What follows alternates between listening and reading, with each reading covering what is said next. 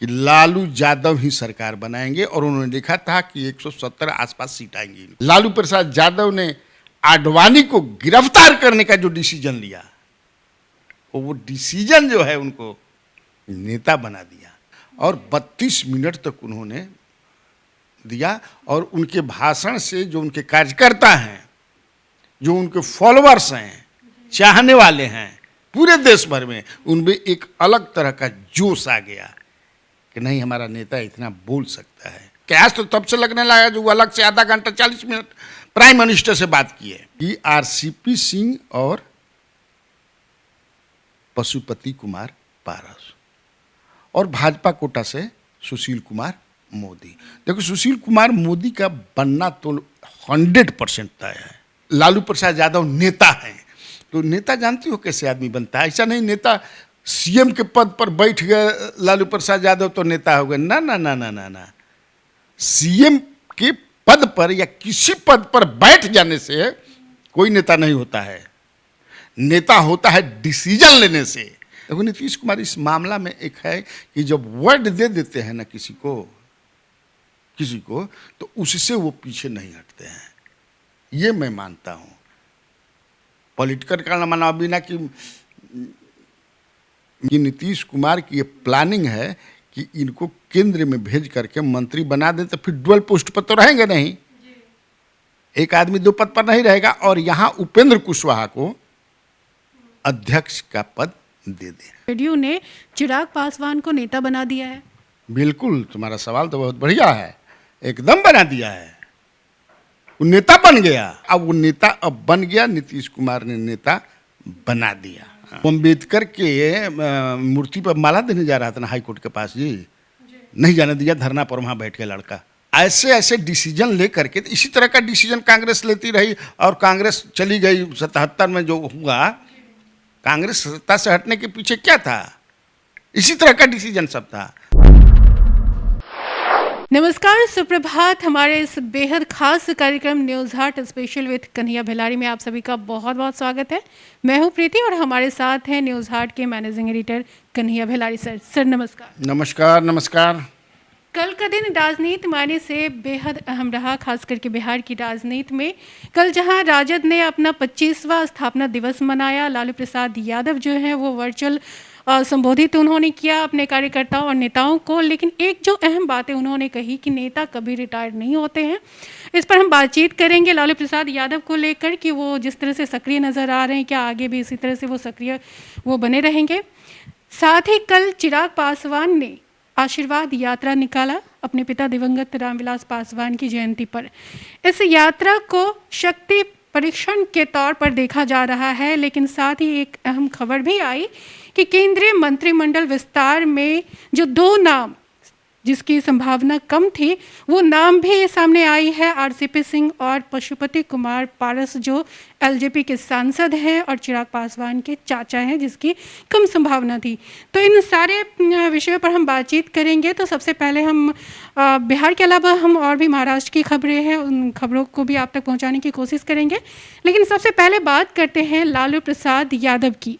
लालू प्रसाद यादव से कल जो आरजेडी का स्थापना दिवस था, उससे पहले लालू प्रसाद यादव से एक अखबार ने, दैनिक भास्कर ने उनका इंटरव्यू किया था। उसमें उनसे पूछा गया क्या आप नीतीश के साथ जा सकते हैं, तो बड़े ही बेवाकी से उन्होंने कहा कि ऐसा नहीं हो सकता है। क्या आपको भी ऐसा लगता है कि लालू प्रसाद यादव ने जो ये बात कही है, वाकई दोनों एक साथ नहीं आ सकते हैं? ये ऐसा कभी नहीं हो सकता है, ये कहा जाता है सिर्फ। हम लोग कई बार बता चुका हूँ कि ये जो अरेंजमेंट होता है, it is marriage of convenience होता है। कब किसकी ज़रूरत पड़ जाएगी सियासी राजनीति में, कहता है आदमी कि हम नहीं आएंगे, लेकिन ऐसा होता नहीं है। अगर कल आने वाले कल परसों आज अभी कुछ हो जाए, नीतीश कुमार का भाजपा से ठन जाए, तो आखिर क्या करेंगे नीतीश? क्या वे आउट है? आरजेडी के साथ जाएंगे। भाई, जब झगड़ा होगा इन दोनों में तो बदले की भावना होती है ना। और लालू प्रसाद यादव, चूँकि मैं हालांकि उसमें भी मेरा मानना है कि नहीं जाएंगे भाजपा, लेकिन उनके जो मैंने जो एक स्टोरी इस पर किया था, हमने बताया था अपने व्यूवर्स को कि खिचड़ी कुछ पक रही है कि भाजपा के साथ भी आकर के तेजस्वी यादव को चीफ मिनिस्टर बनाने के लिए he can go with the Bhajpa. लेकिन उसमें फिर बाद के दौर में कई लोगों ने राजद के कहा कि आपने जो किया है बिल्कुल ही असत्य बात है, ये कदापि नहीं हो सकता है। हालांकि मैं अभी भी विश्वास नहीं करता हूं। तो नीतीश के साथ ही नीतीश हो सकता है कि भाई हमको बहुत ज़्यादा परेशान कर रहे हैं ये लोग, तो बना देंगे तेजस्वी को। तेजस्वी को आप दैनिक भास्कर का जो इंटरव्यू किया, तुमने जो बात की, उसमें केंद्रीय राजनीति से संबंधित भी सवाल पूछे गए हैं कि जो फेस कौन होगा 2024 में मोदी के विकल्प के रूप में जो है वो लालू प्रसाद यादव किनको देख रहे हैं। हाँ, ये सवाल था, सवाल है ना। तो उसमें उन्होंने क्या कहा, फेस हो जाएगा, किसी फेस का नाम नहीं लिया उन्होंने। हाँ, उन्होंने ये बात कही कि फेस कोई मायने नहीं रखता है। लेकिन जानना चाहता था रिपोर्टर कि फेस कौन होगा, यह है ना भाई। तो उन्होंने इस पर जवाब नहीं दिया। उन्होंने ये भी नहीं कहा, ये भी कह सकते थे कि अरे फेस की क्या जरूरत है, फेस तो भाई हम कांग्रेस के साथ हैं तो राहुल गांधी तो है ही फेस, ये भी वो कह सकते थे। लेकिन उन्होंने इस पर ज़्यादा प्रकाश नहीं डाला। तो इसीलिए मैं कहता हूँ कि अभी जो उनको बोलना चाहिए था, कहना चाहिए था, उन्होंने कह दिया।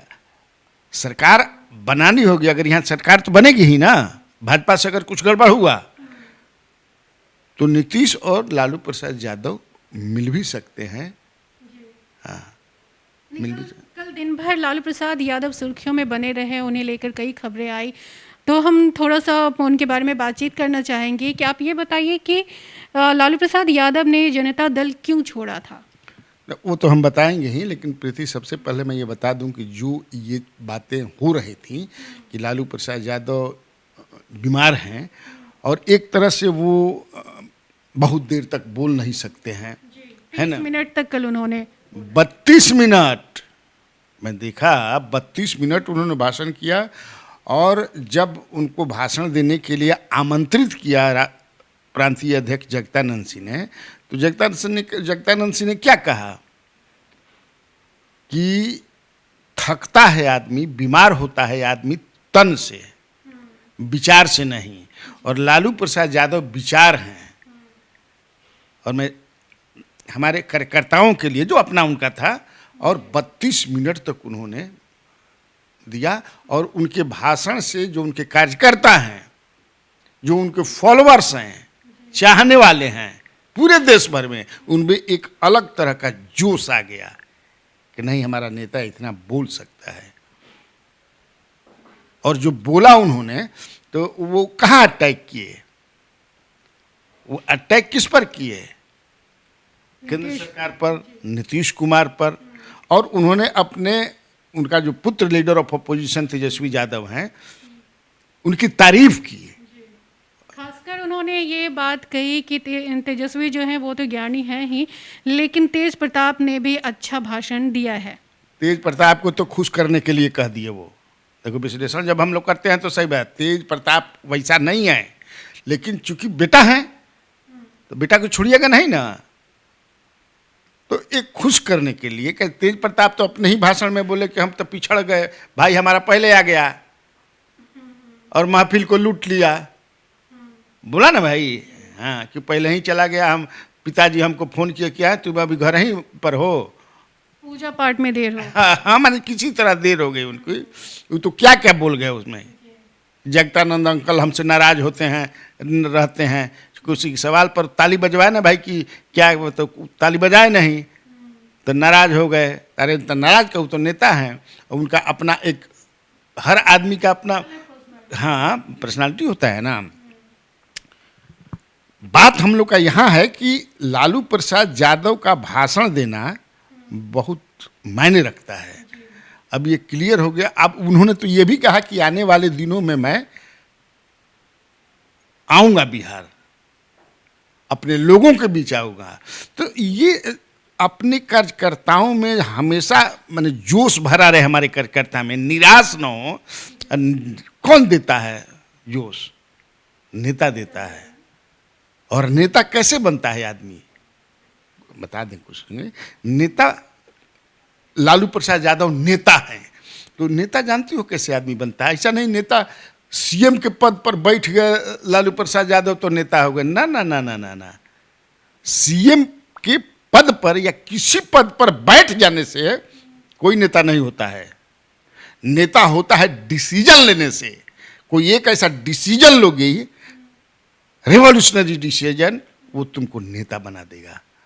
लालू प्रसाद यादव ने आडवाणी को गिरफ्तार करने का जो डिसीजन लिया, वो डिसीजन जो है उनको नेता बना दिया।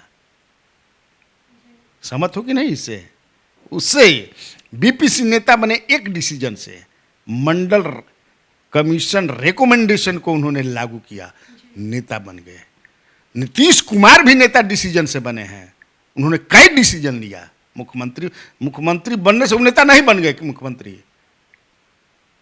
नेता एक तो ये कि उन्होंने भाई बहुत सारा डिसीजन लिया है उन्होंने। महिलाओं का 35% का ले लो, 30% का आरक्षण में, या बहुत। तो डिसीजन से ही आदमी नेता बनता है। और यादव ने रामविलास पासवान के बारे में भी कुछ बातें कही। हाँ, वो तो चूंकि देखा रामविलास पासवान की विरासत तो मिल गई है ना, वो तो अब आज तो कल तो इस्टेब्लिश भी हो गया कि विरासत। हालांकि इस पर हम थोड़ा बात करेंगे तुमसे, लेकिन तुम्हारा एक सवाल और था कि क्यों लालू प्रसाद यादव अलग पार्टी बनाए, फिर नहीं तो भूल जाएंगे। हमारे व्यूअर्स जानना चाहते हैं। देखो हुआ था क्या, चूंकि हम लोग को तो याद है, मैं जब स्थापना, यह राजद जो है राष्ट्रीय जनता दल का जन्म हुआ बिहार निवास दिल्ली में। हुआ क्या कि लालू प्रसाद यादव उस समय जनता दल था, जनता दल के अध्यक्ष थे और सीएम भी थे at the same time. Sharad Yadav जो हैं वो बनना चाहते थे उस समय। देश भर में ये बात 97 की है। तो शरद यादव पहले ही एक हो रहा था कि इनको हटा करके, शरद यादव भी बड़ा नेता, एक जमाने में शरद यादव के अंडर में ही ये नेतागिरी करते थे, राजनीति करते थे लालू प्रसाद यादव। तो वो बनना चाहते थे कि इनको हटा करके हम बन जाएं। बहुत सारे लोग चाहते थे कि आप 2 पद पर हैं, सीएम भी हैं, हट जाइए।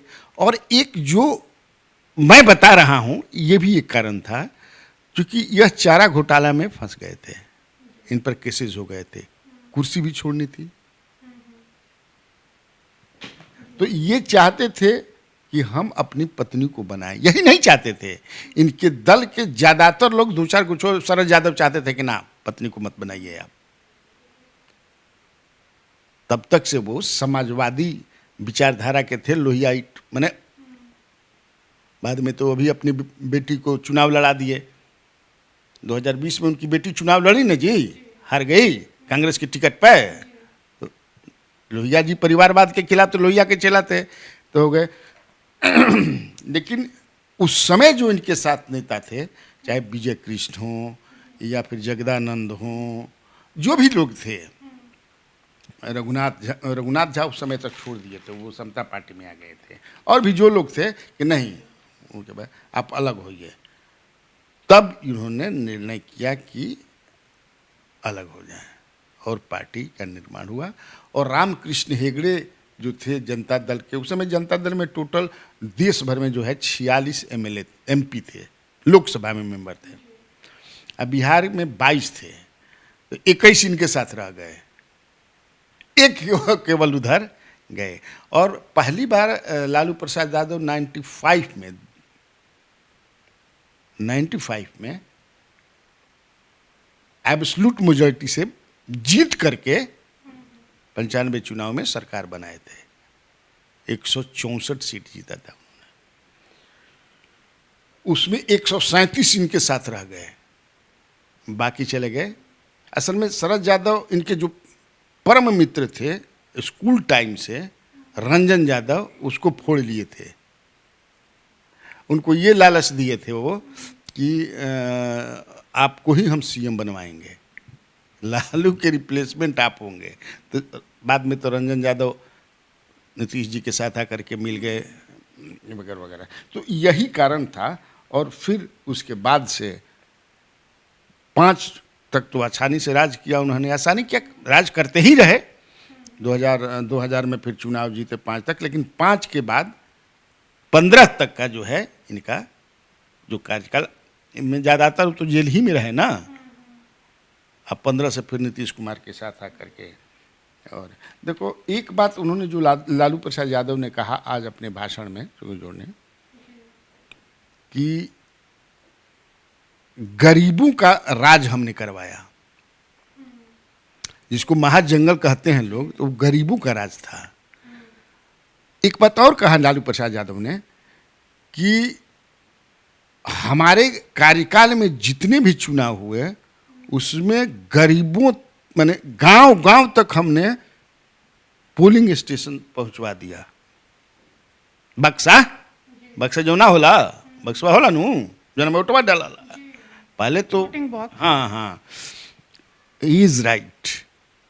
मैं एक थोड़ा सा बता दूं अपने व्यूवर्स के लिए कि जब 1995 का चुनाव हो रहा था तो लगभग जितने मीडिया में लोग थे वो सब ये मान चुके थे कि लालू प्रसाद यादव चले गए, हार गए लालू प्रसाद यादव। और कांग्रेस की मदद से, कांग्रेस भी चुनाव अलग लड़ रही थी, कांग्रेस की मदद से नीतीश कुमार सीएम बने। 94 में नीतीश कुमार अलग हो गए थे, वो भी चुनाव लड़ रहे थे। माले से उनका उस समय गठबंधन था, आईपीएफ था उस समय, उनसे उनका गठबंधन था कि अब चले गए, लेकिन जीते 164 सीट। तो जो आज उन्होंने बात कहा, तो एक पत्रकार उस समय थे बहुत बड़े, बाद में वो एमपी बने, चंदन मित्रा, पायनियर अखबार के अभी भी वो एडिटर इन चीफ हैं, Chandan Mitra. At that time he was associate editor थे, टाइम्स ऑफ इंडिया थे कि हिंदुस्तान टाइम्स, इसी में किसी में थे वो, टाइम्स ऑफ इंडिया के थे। उनसे बात हो रही थी, बाद में उन्होंने लिखा भी था। तो उन्होंने कहा कि एक गांव में गया था, जो चुनाव में जैसे कवरेज करने आदमी जाता है ना, तो बेगूसराय के एक भूमिहार डोमिनेटेड गांव में हुए थे। तो वहां लोगों ने उनको बताया कि बहुत बदमाशी किया है लालू प्रसाद यादव ने, बड़ी बदमाशी के लिए बड़ा। अभी चुनाव नहीं हुआ था तो क्या बदमाशी के बड़ा, जितना हमनी के वोट रहे, पोलिंग बूथ रहे, जितना हमनी के पोलिंग बूथ रहे, वो सब उठा के समझे किसे कैसे कैसे करा के और दलित के गांव में करा दिए हैं, शेड्यूल कास्ट के गांव में। अब बताइए, हमारी महिलाएं जाएंगी दलित के गांव में वोट देने के लिए? तो सोच लो। तो उसके बाद इसी पर तो कहे कि तब उन्होंने कहा कि मुझे लगता है, लिखा भी कि लालू प्रसाद यादव जो है, ये जो मैंने किए हैं, जो सही काम किया है उन्होंने, ये उन्होंने कि पहले होता क्या था चुनाव में कि बूथ जो है, ज़्यादातर वो जो कमज़ोर वर्गों का बूथ है वो अपर कास्ट के गांव में रहता था या दबंगों के गांव में रहता था। दलित का, दबंग तो यादव भी होते हैं, कुर्मी भी होते हैं, राजपूत ब्राह्मण में, अपर कास्ट तो मान करके चलो। तो हाँ, माने गैला अपन वोट देने जा रहे हैं, कहाँ जाता रहा, तो वोट देवे, चला काम करे भागा, या फिर जो है एक फायर बंदूक का कर दिया, भागा सब। ये जेन्युइन चीज बताते हैं। लेकिन लालू प्रसाद यादव ने क्या किया कि उनके दरवाजे तक बूथ बनवा दिया, मतदान का अधिकार जो है वो उन्हें दिलवाया। ऐसा उन्होंने, जानती हो कितना बूथ पर किया था?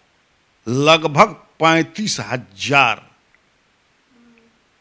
इमेजिन, जहां होना चाहिए बूथ वहां कर दिया। कुछ जैसे मैं ईमानदारी की बात करता हूँ, कुछ चिढ़ाने उड़ाने के प्रकार के बूथ मैंने यहाँ होना चाहिए वहां तो कर दिया किसी करवा दिए हरिजन के गांव में।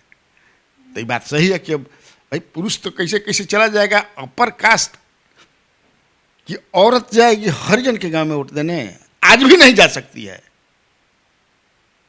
जाने ही नहीं देगा लोग। तो जाकर लाइन में लगबू जा, इज्जतें चल जाए, कुल इज्जतदार आदमी है या। तो ये बात जो उन्होंने कहा तो मुझे याद आ गया, तो सोचा कि अपने व्यूवर्स को बता दें, ये इनके दिमाग में था। और ये भी एक बात कहा, सही बात है कि जो बोली जो दिया इन्होंने, आवाज जो दिया, मतलब खाटी पर बैठल बा कहीं में प्रकाश, या जो जब दबंग लोग जा रहे हैं कि छोटे छोटी जातियां जो हैं वो करते तो खट देने उठ के, काहे उठेगा भाई, क्यों उठेगा? सम्मान देना दूसरी बात है, लेकिन डर से उठ जाते थे कि पिटने लगेंगे, वो सब चीज समाप्त हो गया था। जो बात जेन्युइन है वो है। चलो आगे। बड़ी दिलचस्प कहानी आप सुना रहे थे, हमारा भी मन तो करता है कि बस ऐसे ही सुनते रहें आपसे। बहुत पुरानी पुरानी कहानी आप। हाँ, चूंकि व्यूअर्स को जानना चाहिए ना।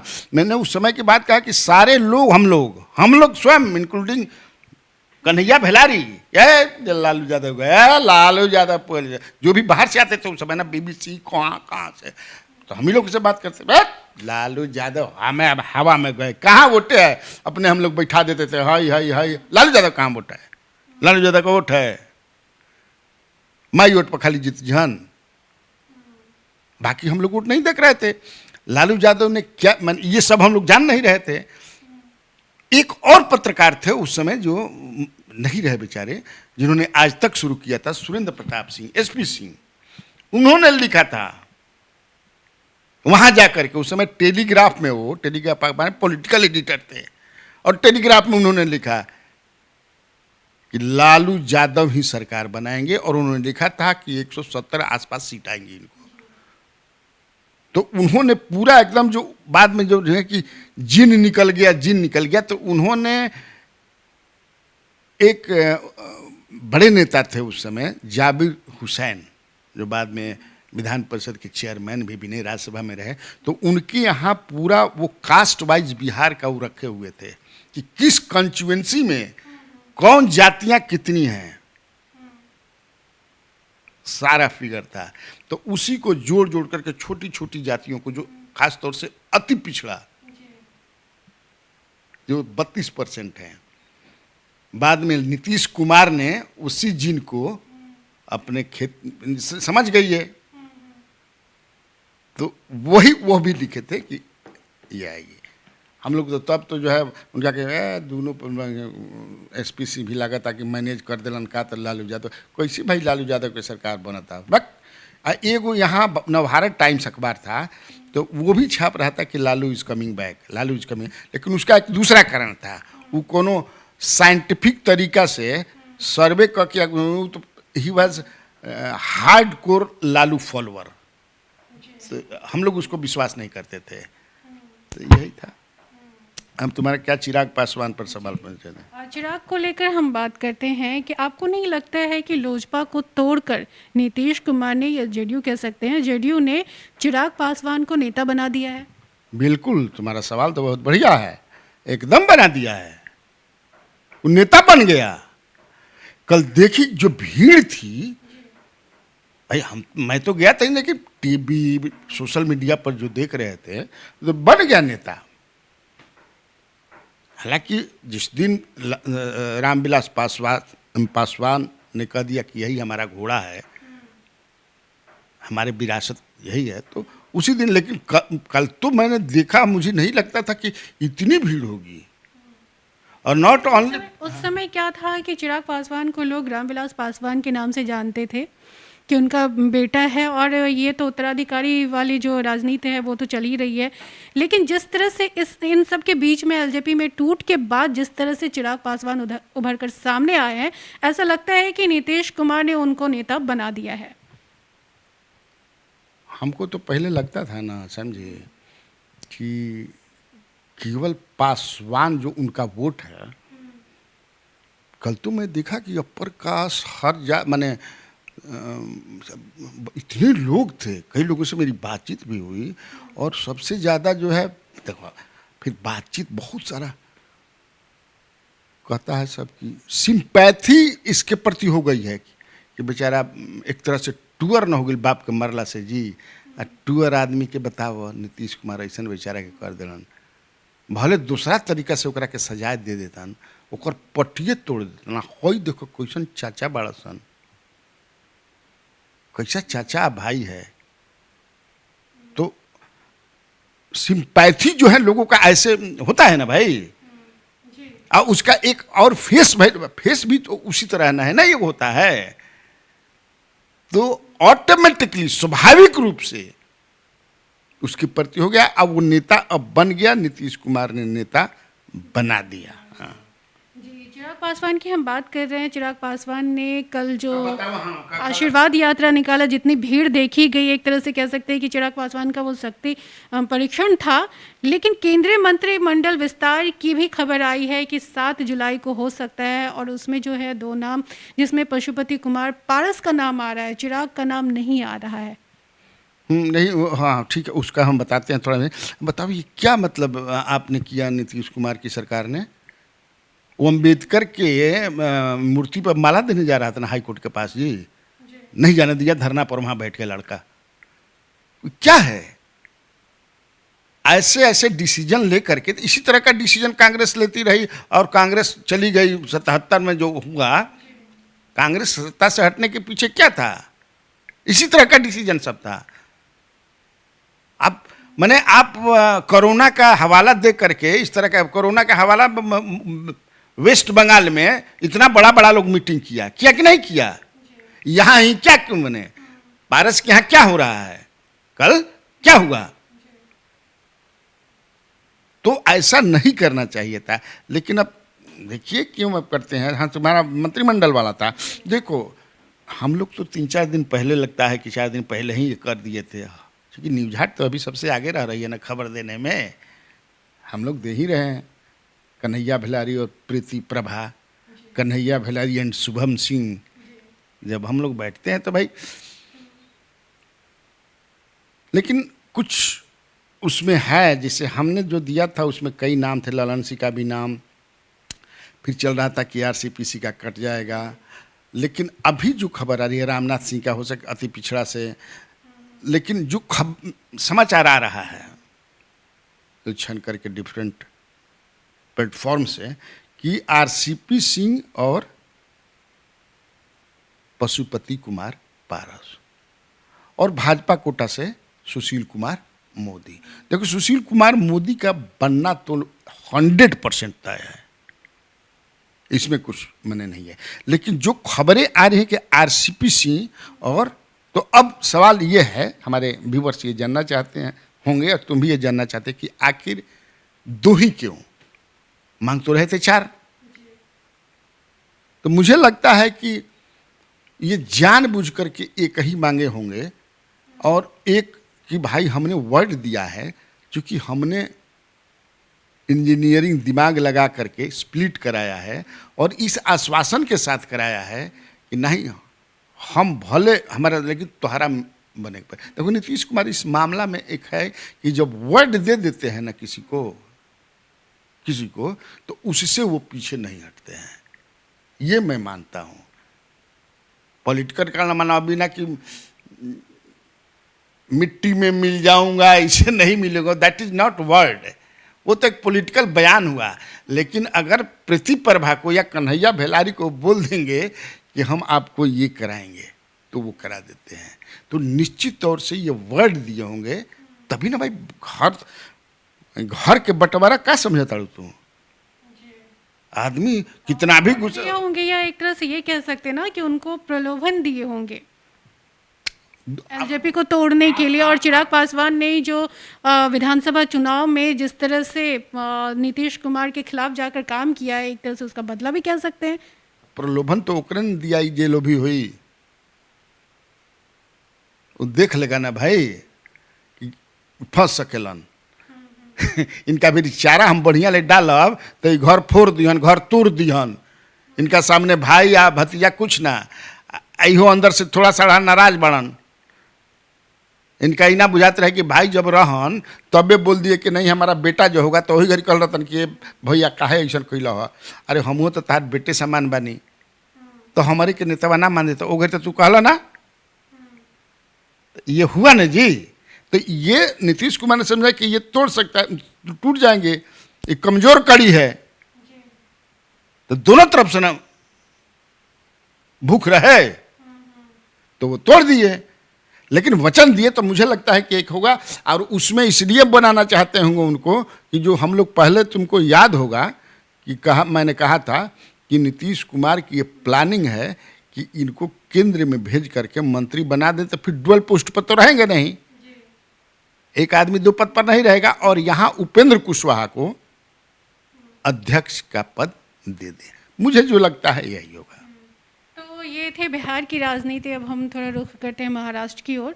महाराष्ट्र में जो विपक्ष के नेता देवेंद्र फडणवीस ने जो बयान दिया है उससे वहाँ राज्य के जो सियासी हलचल है वो तेज हो गई है। उन्होंने जो बयान दिया उससे लग रहा है कि बीजेपी और उनके साथ शिवसेना के साथ जो है कोई सियासी खिचड़ी पक रही है। आपको क्या लग रहा है? अरे सियासी खिचड़ी तो हमेशा पकत रहेला, हो सकला कि वो दबाव भी बनाना चाहते हों। उधर कांग्रेस जो है और राष्ट्रवादी कांग्रेस पार्टी जो है शरद पवार की, दोनों तरफ से ये हो रहा है तो ये अपना दबाव बनाने के लिए भी कर रहे हों, या हो सकता है कि इनको लगता हो कि अगर भाजपा के साथ, इसे देखो केंद्रीय मंत्रिमंडल में ये चल रहा था कि डिले के कारण एक ये भी है कि शिवसेना से लोग बातचीत कर रहे हैं कि शिवसेना अगर तैयार हो जाती है फिर से हमारे साथ आने के लिए एनडीए में, चूँकि मैं कहा ना कि 2024 की तैयारी चल रही है, तो जब तक से एनडीए आएगा नहीं तब तक से इनको सीट वहाँ ज़्यादा मिलेगा नहीं, ये जान लीजिए। अकेले लड़ करके इनको नहीं मिलेगा, जब आएंगे उसके साथ तभी सीट मिलेगा। 20 से ज़्यादा सीट लिए थे, हमको लोग 22 या 23 जीते थे, 18 वो भी जीते थी। मुझे लगता है ये भी तो फडणवीस ने कहा है, किसी ने पूछा पत्रकार ने कि आप फिर मिल सकते हैं, तो राजनीति में कोई कहा था कि दुश्मन थोड़े हैं, हमारी डिफरेंसेस है इश्यूज को लेकर के, वैचारिक मतभेद है लेकिन हम शत्रु नहीं है। उन्होंने ये भी कहा कि हमारा रिश्ता जो है भारत पाकिस्तान की तरह नहीं है बल्कि आमिर खान और किरण डॉग की तरह है।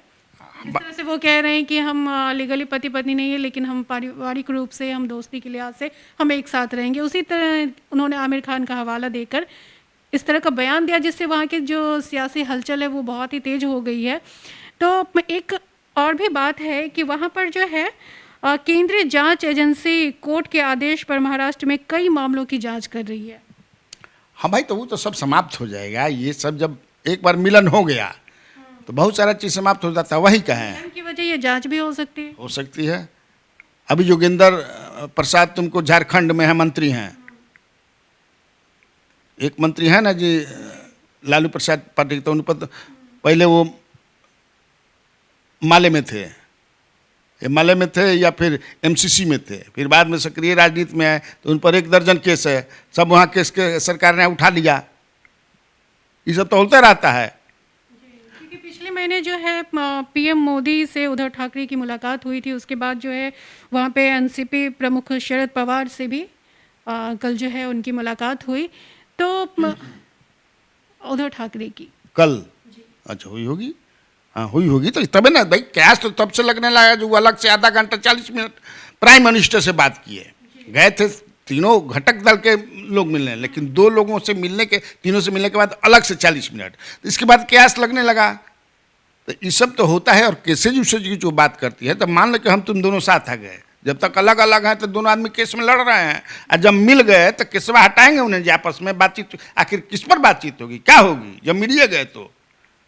यानी दोनों साथ आ सकते हैं 2024 के चुनाव के लिहाज से, इसे देखा जा रहा है। तो ये थे बिहार और महाराष्ट्र की राजनीति की कुछ प्रमुख खबरें और खबरों का विश्लेषण। आज के कार्यक्रम में फिलहाल इतना ही। अगले अंक में हम फिर मिलेंगे नए विषय के साथ। तब तक के लिए हमें दीजिए इजाज़त। नमस्कार।